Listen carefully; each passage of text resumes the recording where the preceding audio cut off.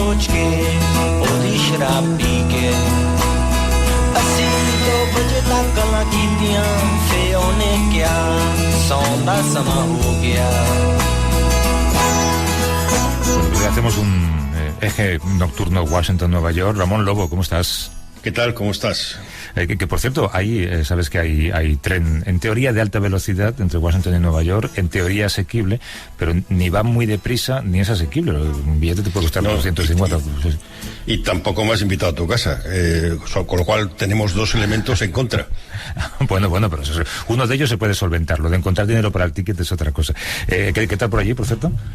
Bien, hemos tenido algunos días de lluvia y sorprende un país tan potente en tantas cosas, que tiene elementos casi de tercer mundo. Se inunda con muchísima facilidad. Todo lo que es público es pequeño, es curioso, ¿no? Claro, todo lo que es de todo se cuida poco. Las infraestructuras en este país son muy complejas. De hecho, en Nueva York, mucha gente que va por primera vez se asombra siempre de los baches. Claro, hay baches porque hay tanto asfalto que es imposible estar al día. Habría que cobrar muchos más impuestos. Y a los americanos pagar impuestos les da mucho repelús, ya lo sabes. Sí, yo voy con mucho cuidado con los tobillos. No va a ser que tenga un esguince y tenga que pagar 100.000 euros o dólares por simplemente llegar a una consulta y decir buenas tardes o buenos días. Sí, oye, ten cuidado porque yo ya te he contado alguna vez que cuando me operé de apendicitis aquí, la factura que luego pasaron a la compañía aseguradora cobraba algo así como $1.000 por tiritas. Y no recuerdo que me pusiera más de una. Yo me he sacado un seguro de $200.000 y Antonio, que es el amigo con el que estoy, ya tiene el mensaje de que hay que preguntar antes cuánto vale la incineración. Y hasta la incineración me pueden curar. A partir de ahí hay que quemar. Si no, que te dejen. Venga, empezamos. Vamos. Hiilitalojen keskellä hän kirjoitti minulle nimensä. Kiinalaisin kirjaimin vetoavalla hymyllään houkutteli minua. Claro, me has dicho que no te pregunte por esta música porque lo único que sabes de ella es que es finlandesa, ¿no? Es finlandesa, es un grupo muy famoso, Ultra Bra, que se formó en el 95, creo que inició la fama con una canción política y se separaron en el 2001, pero no sé mucho más. Ultra Bra, espero que Bra en finlandés signifique otra cosa, porque en inglés significa lo que significa, pero en fin, que la gente lo busque. Sí, estamos rozando el larguero. Sí.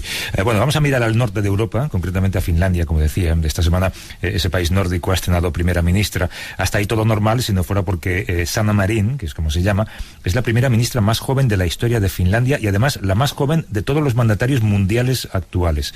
¿Qué sabíamos antes de esta mujer, Ramón? Bueno, sabemos que fue ministra de Transportes, que tiene 34 años, que ha llegado al cargo casi por casualidad, que su gobierno está formado mayoritariamente por mujeres, que es una coalición de 5 partidos, de los cuales 4 están presididos por mujeres y 3 por mujeres también en los 30, o sea que son los millennials o los centennials, como se les llame a esta gente que ha nacido tan pronto o tan tarde, que llegan al poder. Y es muy interesante porque Finlandia, que nos parece un país maravilloso, con una enorme calidad de su educación, de sus servicios y demás, también tiene un problema de extrema derecha. Claro, son formaciones que mantienen una cómoda mayoría de 117 escaños sobre 200. Pronto has nacido tú, has nacido en la época que les corresponde, Ramón. Sanna Marin es una primera ministra que rompe moldes más allá de esa edad. Y para acercarnos más a este país nórdico y para saber lo que ha hecho este país para que esto sea como es, porque seguramente algo habrán hecho bien, nos acompaña Katja Westendal, que es editora y directora de la revista finlandesa Olé. ¿Cómo estás, Katja? Buenos días. Hola, buenos días. Encantada de saludaros. No creo que haya muchas revistas finlandesas con ese nombre. Olé. Una sola. Sí. ¿Y por qué escogiste ese nombre? Pues mira, yo tenía 15 años cuando nos vinimos a vivir a España y mis padres consideraron que ya que se preveía ya una, no te digo masiva, pero sí una importante jubilación de parte de finlandeses en España y que se preveía que iban a necesitar información sobre España, y estuvimos largo tiempo hablando del nombre que iba a tener la revista. Mis padres se decantaban por El Mirador. El Mirador era el nombre de una urbanización que en aquel entonces se estaba construyendo aquí, y yo les dije, mira, la urbanización irá y vendrá, pero Olé es algo que todo el mundo conoce de España. Eso se queda siempre, se edita en Fuengirola, en Málaga, donde creo que hay como 15.000 finlandeses, es como una de las mayores colonias finlandesas en el mundo, ¿no? La segunda mayor. Además tú tienes todos los ingredientes que me interesan porque eres periodista y también has sido política, fuiste concejala en Fuengirola. También. ¿No? Sí. Perfecto. Oye, pues entonces la elección de Sanna Marín ha sido bastante controvertida, ¿no? Si te sumas a esa controversia, te arriesgas a que te llamen antifeminista. Te he leído decir a ti. Totalmente. A ver. Esto es algo que yo llevo considerando hace unos días en mis redes sociales. Ahora mismo, una persona que simplemente cuestione esta elección ya no es una persona crítica con la política, es una persona crítica con las mujeres. Y entonces yo estoy yendo ya más allá en mis pensamientos. Yo estoy ya pensando que cómodo.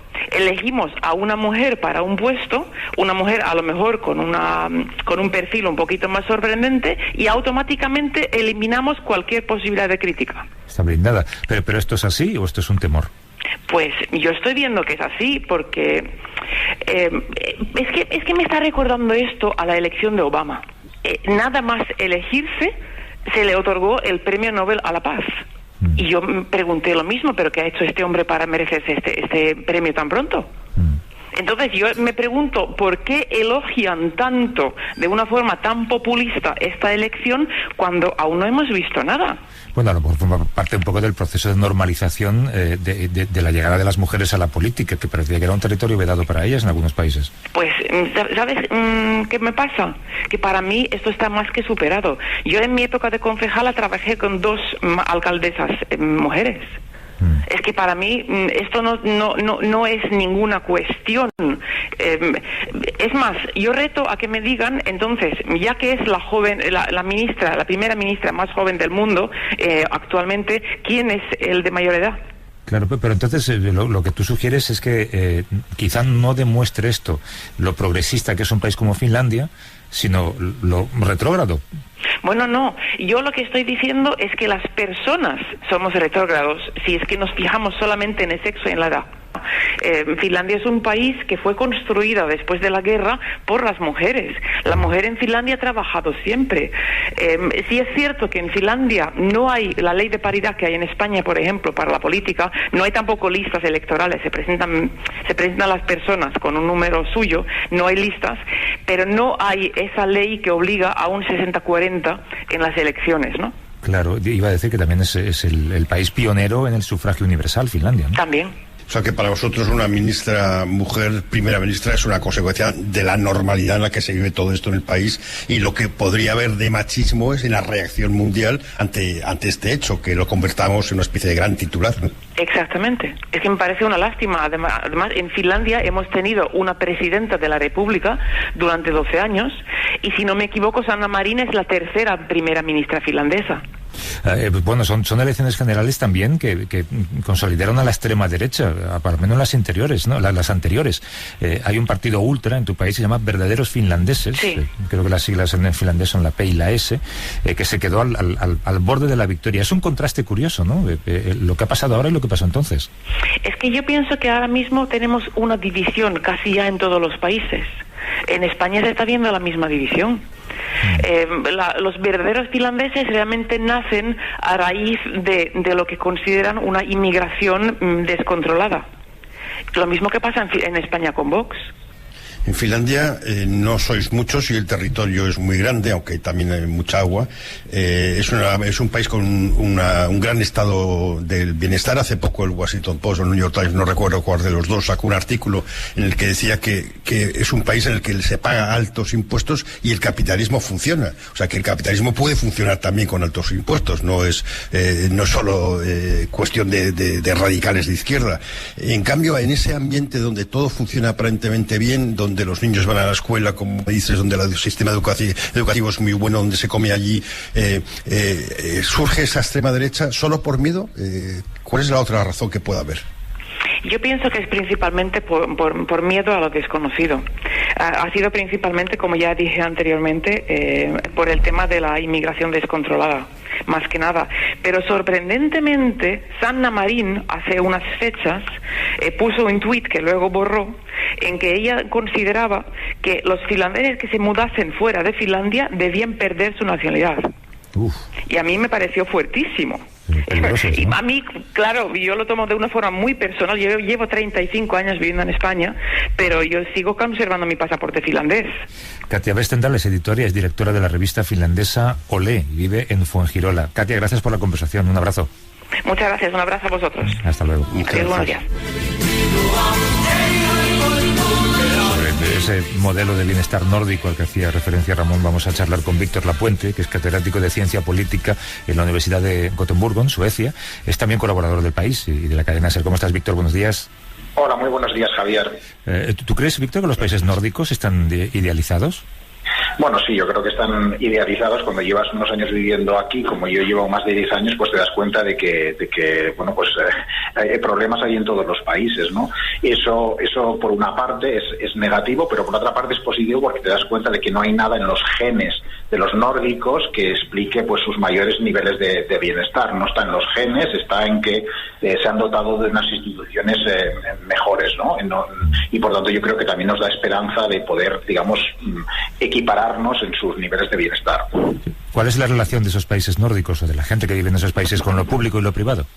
Digamos que son muy celosos en los países nórdicos de lo público y quieren que las escuelas y los hospitales estén pagados por lo público, que haya un único pagador, una serie de bienes fundamentales para el desarrollo de cualquier persona, poder ir a la escuela, poder ir a la guardería, tener una buena sanidad, que esto no dependa de las contingencias del mercado, que el Estado lo cubra, y creen que el Estado tiene que hacerlo, es responsabilidad del Estado, pero luego a la hora de prestar esos servicios, pues no les importa si los hospitales, o les importa menos si los hospitales son de titularidad pública o las escuelas son públicas o son privadas, ¿no? Entonces colaboran mucho más, una colaboración mucho más estrecha con el sector privado. En cambio, en España, pues somos bastante reticentes, incluso preferimos pagar a veces más por los servicios públicos simplemente para que lo presten digamos, administraciones públicas y no tanto empresas privadas, porque tenemos una especie de mala percepción de lo privado. Lo que le decía antes a Katia, ¿no? Que el New York Times y el Washington Post había dicho que es un país con altos impuestos y que el capitalismo funciona, que puede ser un ejemplo para países con bajos impuestos o con mucho fraude fiscal.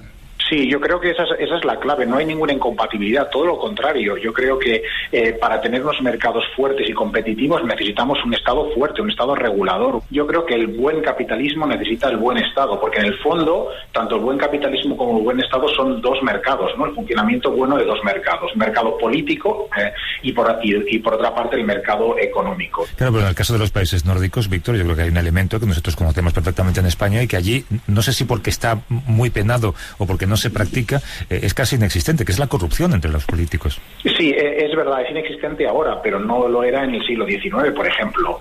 Había muchos casos de corrupción y se hicieron una serie de reformas institucionales, se ataron las manos básicamente de los políticos. Cuando llegan los partidos al poder no pueden, como en España, nombrar a decenas o cientos de amiguetes que empiezan a hacer tratos raros con grupos empresariales, etcétera, o todo tipo de corruptelas.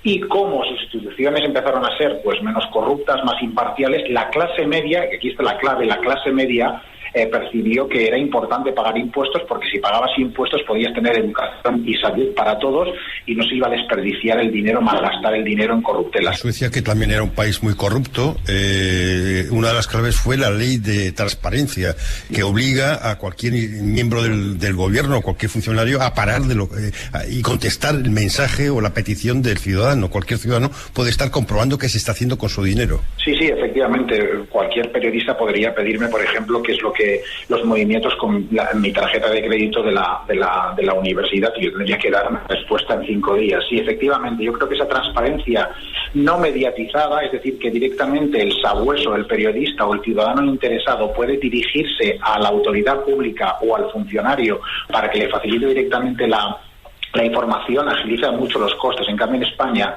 pues nuestra transparencia está mediatizada, que hacen que sea pues mucho más difícil acceder a la información. Claro.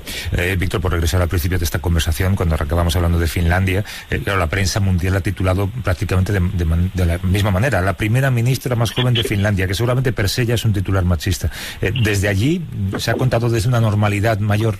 No, aquí todos lo toman con mucha calma, hay poca excitación en general.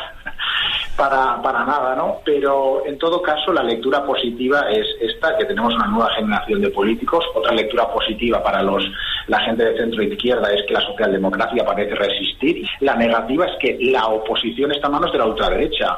Y no solo la oposición, sino las encuestas, tanto en Finlandia como en Suecia, en estos momentos el primer partido en las encuestas es el partido de ultraderecha. Víctor Lapuente es catedrático de Ciencia Política en la Universidad de Gotemburgo, en Suecia. Gracias como siempre, Víctor. Un abrazo. Un abrazo, Javier y Ramón. Hasta luego. Y Ramón, si quieres quédate un rato y alargamos un poquito esta conversación tú y yo, porque tenemos que hablar un poco de Donald Trump y seguramente de Boris Johnson con lo que pasó el jueves. Y además tengo aquí conmigo a un invitado que quiere escuchar un poco su versión de los hechos. ¿Te esperas un rato? Venga.